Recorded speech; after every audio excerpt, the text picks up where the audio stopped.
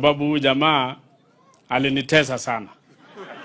Huyu mtu wenu huyu aidhuru ipo siku tumekutana tu kwa kanisa, lakini kwa sababu bishop alikuwa amesema tusalamiane ile ya mapenzi, aidhuru ipo siku yako.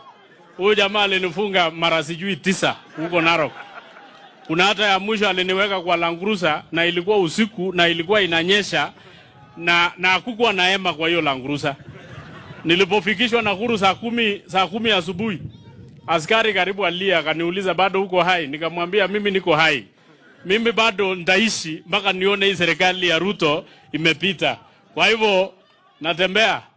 Wewe siku yako itakuja. Asanteni Mungu. Kuondoa watu, mimi niliondoa watu Mau. Umeona huyu mheshimiwa Ngeno? Amesema nilimshika mara 9. Anasema nilimshika, lakini alisahau kidogo, nilimshika mara 18. 18. Ila alisema kwamba aliwekwa kwa lori, kwa Land Cruiser usiku. Sasa siku hiyo ndio alirudi chini kidogo.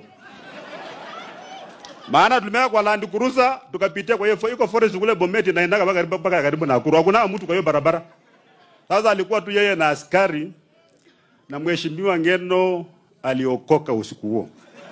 Ile maombi ambayo alitoa na kusema hata hii siasa hata wacha